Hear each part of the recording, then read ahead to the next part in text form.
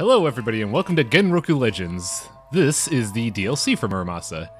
And this is going to be handled a little bit differently since I feel like I've been getting a little stale in the main game. So joining me for this first story at least is Shibatek. Hello everybody. I believe you are most known for your Trauma Team LP? Trauma Center, actually. Okay. My co-commentator has played Trauma Team though, so you're pretty close to the mark there. Yeah, there's Center in Team, and I never quite know which one it is. That first file there, that's gonna be very important for the later part of the LP. But yeah, Oh, lovely. Much like the main game, you could choose Legend, Chaos, or Fury mode. We're gonna go with Chaos because it's the most fun. Nothing wrong with a little bit of chaos, I presume. Now, I kind of want someone to translate the, I don't know if it's hiragana or katakana, so I'm just gonna call them moon runes. I want someone to translate the moon runes because I feel like localization for the DLC is odd. But here's our quote-unquote main character. If you caught the save file a while ago, you notice that the first character was called Okoi, and she's right here. Okay. I was not expecting Japanese voice acting, truthfully. Well, it's a game based in Japan, so they decided to keep it as Japanese voice acting to give it, you know, that little bit of flavor. Definitely an interesting stylistic decision there. Plus, and I'm a fan of it, personally, but... Plus, this is purely speculation on my part, but, actually, no, that wouldn't be the case, because this was made in 2013? So they didn't have the money problems that they had when making Odin Sphere. I was going to say, I recall this being a relatively recent release compared to Odin Sphere, which I hear just got a remake? Yeah, Odin Sphere just got a remake. But the interesting thing about Muramasa is it had a Wii version made in 2009, and that was literally started development the moment Odin Sphere hit the ground. And I thought because of that they would have no money for voice acting, but this is a DLC released in 2013 with the Vita remake. Okay. But yeah. Then it makes sense that they would keep it for some flair reasons. Yeah. I think it works out pretty well.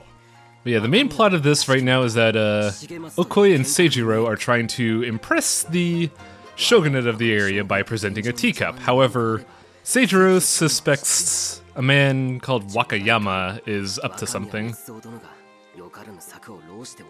Okay, lovely. So we are protecting a gift from potential scoundrels. Yep. Sounds like a perfectly feasible plot thus far. I do like the design of Okoi's outfit for later reasons that we'll see. It's a very pretty kimono, I'll give you that. I do actually really like this art style. I freely admit I have not been following up with the LP to this point, but wow, this is far more cinematic By the way, I lied. Than I was expecting. We're not playing as Okoi. Oh no! Oh no! We're playing as a cat. Why would you deceive me like this? I was not prepared. Because this cat's adorable. Look at him. Her. Okay, that is a very, very adorable cat. But yeah, the main draw to Vanillaware is their art style because the development team is like... They outsource music, they have like 3 programmers, and then most of their team is artists. Okay. But yeah, this is Shinzaemon Shigematsu. I believe he himself is not a person, but he's inspired from a historical figure named Shigematsu. Okay. That's something I've learned since actively participating in the LP subforum, is you learn a lot about general Japanese/video game culture and history. Mm-hmm. This game takes a lot of inspiration from Japanese history. Good. Now, I'm kind of curious about something. They mention currency as taels, which is odd because the currency for Japan was Ryo. So I'm wondering if that's localization or if that was actually a thing that I'm unaware of. I am actually... It is actually a Chinese monetary unit based on silver. Interesting. That could be apparently it was clocked in at China as 50 grams, so 20 taels would be basically a kilogram of silver or gold. And yeah, this cat here is these two pet. Aw. Okay. I definitely was not expecting a cat-based gameplay, but I'm all for it. Yeah, the main character is actually Miike. How about that? And I gotta admit, this cat must be mighty impressive because in the Great Eastern Road, which is also, I believe, known as Tokaido, I might be wrong there. I heard it in the dialogue, so I'm assuming that's the case. It's a main road that goes alongside the coast of Japan. And if they traveled all day on that, this cat must be very, very tough. Yeah, really. Walking along the entire Japanese coastline in a single day? Eesh. Also time skip. Oh, good. Lovely. Oh, no. Everyone's dead. What? The treasure? Is this still about the teacup, or is this a different treasure? It's about the teacup. It's supposed to be a gift from Okoi's father to the shogun. However, the coward Wakayama wants to prevent that. All this over a teacup. Lovely. Good. Mm-hmm. Now, cunning eyes might notice something in the shadows beforehand. If so, their cunning eyes may be more cunning than mine, unless you're referring to the vague outline of a cat it looks like on the right. Hey. To be fair, the only reason I realized that was because of the blink animation. Yeah. I think it's meant to be known.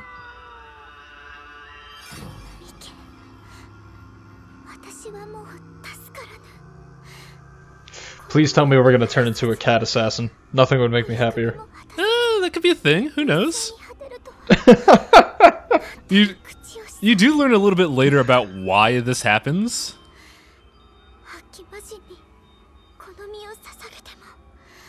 I am more engaged in this than I have been in any other LP that I've guested on, truthfully. Writing's pretty good in sort of a dramatic sense. The writers certainly have a flair for the dramatic with this game. And it's a lot more noticeable in the DLC. Mm-hmm. Goodbye, Okoi. Oh no! That's rather unfortunate. Good way to start out the story. Good. That was the 4th time I died.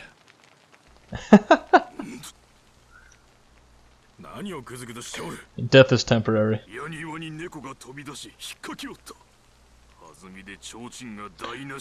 Oh my god, I was kidding about the cat assassin thing. Is that actually what's about to happen? Are we gonna control the cat? We are a cat assassin. And yeah, the DLC kind of fucking drops you in whole ham into things. Because we're automatically starting off with a boss fight. Good! No, that's solid. And are we Okoi possessed by a cat, or are we based on Okoi? We are actually Miike disguised as Okoi. Oh. Good. Absorbing their souls. I love it. Okay. And for this fight, you're fighting 2 samurai. Since you haven't seen the main game, the gimmick with samurai is that you can't damage them until you bust up their sword. The best way to do that is with Okoi form, just because she has insane horizontal range and damage with her attacks. Okay, and I see you did manage to break the first bit off their sword already. Yeah, because complete with the spinning animation. Yeah, if you notice the little cat eye flash, that's a quick draw mechanic that is present in the main game. Whenever you switch weapons, you do a quick draw, which is basically a screen clear. And that is also a great way of breaking swords. But as you can see, well, you probably wouldn't know because you haven't seen the series. But for the viewers at home, Okoi plays a lot like the main game characters, except she has double the horizontal range or vertical range, but she doesn't have like she doesn't have like radius. She's either straight ahead or straight up. No real mix between the two. Okay, so you don't have any of those sweet angular attack type deals? Yeah, you can't really get someone on the edge. Also, the 2 assassins have unique attacks. The one in the red kimono could do a horizontal swipe. The one in the blue kimono can fire a crescent slash. Oh, I see that. Okay. Now, when you're playing this for the first time, this is actually really hard because not only are you level 1 with very limited supplies, it's a 2v1 fight against very durable enemies, but we have an alternate mode. I'm sorry, what? Miike is a Nekomata, which is basically a cat beast. And because of that, she has the special ability, once you fill up her limit break gauge, to become this. That's terrifying. This will haunt my dreams. Unfortunately, it's not really a fun mode. When you play as Monster Cat, it's very boring. Also, they have a dual tech! Oh, lordy. This is actually their big weakness because they have a good 5 seconds of downtime after doing it. So if you know what to look for, you can just jump and then cash in on it. Gotcha. Okay. So this is very fluid gameplay. I don't mean to talk over you there. I'm sincerely impressed. Yeah, when you know what to do, you can never stop attacking, and it's wonderful. As I was gonna say though, I forgot during the DLC they didn't keep my keybinds, and I like to bind dodge to something else. Because in this game, dodge is by default quarter circle. Ooh, okay. Now, as I was trying to get across before, Miike has 2 special attacks that you activate by pressing O. They take your weapon durability, but they allow you to do a special attack. For Okoi, it is a basically imagine Berserker Barrage from Wolverine in the fighting games he's always in. But it's it's only 2 slashes initially. However, the more you level Okoi, the more slashes you get. Yeah, this gets a little annoying. Okay. A big gimmick of this fight is that when either of the assassins is in red mode, they have the chance to do their dual tech, which not only recovers their swords, but also gets them out of any danger. If both are in red form, they do that a lot more often. Now we're going to be in Miike form. Miike's gimmick is that she charges fireballs for use in both her melee attack and her special attacks. Oh, good. So we're a demon cat. Mm-hmm. Lovely. No, it's solid. But yeah, Miike...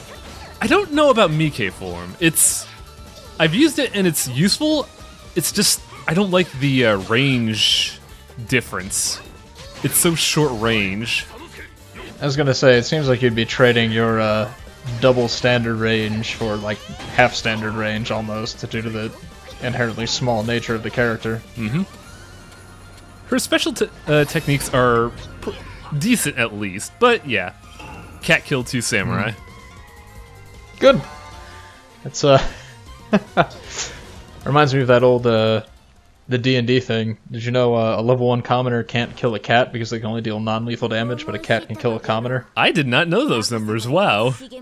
That is actually a thing. Because cats deal slashing damage, which is considered lethal. Oh my god. Yeah. And yeah, Miike is out for blood. Oh, good. Like all cats, so this is very fitting. Now, Shigematsu's story is very familiar to me, but I have no idea why.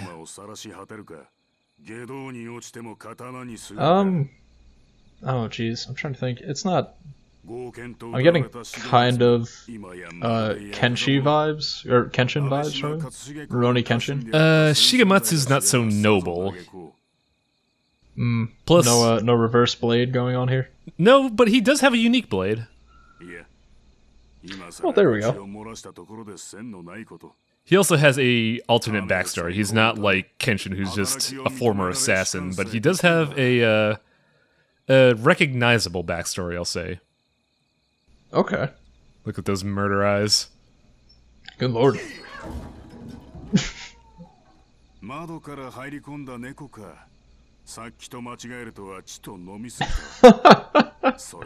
I mean, you're not necessarily wrong, man. That must be pretty fucking hammered. Yeah. So they call this the Felis Aspenor, but it's actually a Muramasa blade. It's specifically called the Nekosogi Muramasa, I think. That's another localization thing that confuses me.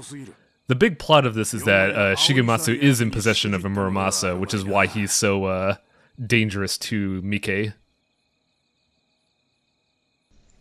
Okay, that in and of itself is interesting to note. Since you haven't been keeping up with the LP, the Muramasa blades are a blade forged by a mad blacksmith that have the capacity to kill demons and drive the user insane. Sounds promising. Only elite swordsmen using very advanced sword techniques can handle a Muramasa and not go completely mad. Okay. So is the implication that he's a really good swordsman, or that he's slowly being driven insane? The implication is that he is a very good swordsman, which the game will actually elaborate on in a minute. Oh, lovely. There's no demons to worry about here, says the cat girl. Here's another character that we're rarely going to see. If you've ever seen any anime ever, this is a guy who is trying so desperately hard to impress a woman.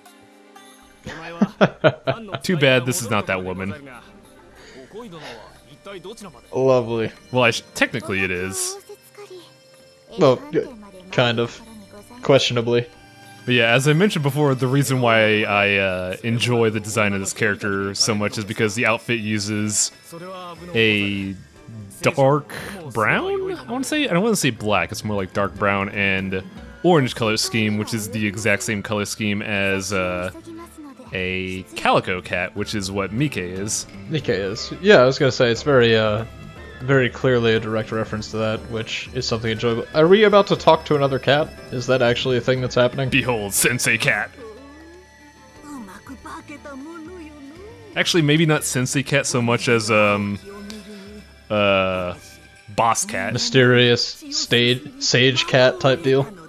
She's not wise, she's not your mentor, she's basically someone that's helping you by information. But yeah, as she mentioned, the only way a cat could get the powers that Miike has is by consuming human blood. The thing is, I'm not sure which blood she consumed. I want to say she consumed Miike's blood. But it's also very possible... Or Okoi's blood, rather? Yeah, Okoi's... Miike's the cat, right? Yeah. Okay. I'm just making sure I've got my character straight here. By the way, look at this guy. Oh, lordy. That's a face only a mother could love. Yeah. Anyways, the implication is that Miike drank Okoi's blood, but it's also very possible that Miike attacked one of the assassins and ate their blood. Either way, kinda creepy. Don't think cats actually do that. Well, cats are... No, cats are carrion feeders. They wouldn't drink fresh blood. Exactly, so... Yeah, this is Wakayama. He's a scumbag. Gotcha. He's basically trying to increase his clout by stealing Okoi's family prize and presenting it as his own present to the Shogun. And he had Shigematsu in his employ. The plot thickens. Too bad Shigematsu failed. Also, I'm totally going to use gutter-dwelling sellsword as an insult going forward, because that's spectacular. What are you, some gutter-dwelling sellsword? You can't beat me. Exactly. See, look at that face, what an asshole. Oh my god, it's the definition of a punchable face. Looks like you won't can rise above your situation anytime soon. What's up with his eyebrows, too? That's unnatural. Very thick. Yeah. That dude's eyebrows are thicker than the actual hair on my head. Which... I mean, I almost feel sad now. Anyway, So, Act 2, deliver the teacup, rather. Good. Good. So, in the main game of Muramasa, the gimmick was you forge blades to get stronger. However, Nekomatas don't use swords. So they change this up a little bit. The mechanics are still the same. We're going to be using souls and spirit to gain power, but it's called training instead. Which we will eventually see. We don't start off with much now. However, things are slightly different. instead of swords, we actually get little charms that modify our base abilities. Like if Okay. Now it says it puts it on a weapon. However, I'm pretty sure for the most part it affects all weapons. So if I put that little talisman on my cat form mode, it would also work in human mode as well. That would make the most sense, yeah. So, the DLC continues by you going alongside... It's the northern part of Japan, based on the map in-game, but we've seen that a lot in the main game, so I'm just going to cut to that for the next episode. Okay. Oh yeah, we're going along the eastern road. Sorry. They use a lot of the same maps for the DLC, so it gets a little confusing. No, it's perfectly fair. I do actually like the whole changing forms mechanic. I think that's a pretty interesting twist on it. Now, there's a lot of differences with Miike's combat that I didn't quite establish. As I mentioned before, she is basically almost 100% the same as normal gameplay. However, the DLC characters have variable arts. For example, you saw right there, we did 2 ground slashes. That is ground form's ability. In the air, though, you do that tornado slash. For cat mode, you actually have to charge up your fireballs before you can do any techniques. During the boss fight, we saw her launch a fireball, but if you're on the ground, you rain cats. It is a really shitty ability. What are you talking about? That is the greatest ability. And there's the fireball throw. I didn't actually demonstrate it well before because I entirely missed. And if you activate avatar mode while in cat form, you become the Phantom Cat. Is that literally just a giant cat? It is. Good. I love it. It is a giant cat head comprised of a bunch of other cats. I didn't even know. I was like, something looks off about this, but once you spelled it out. Next time, we're going to be dealing with more boss fights and a little more plot. Lovely. I look forward to it. See y'all next time.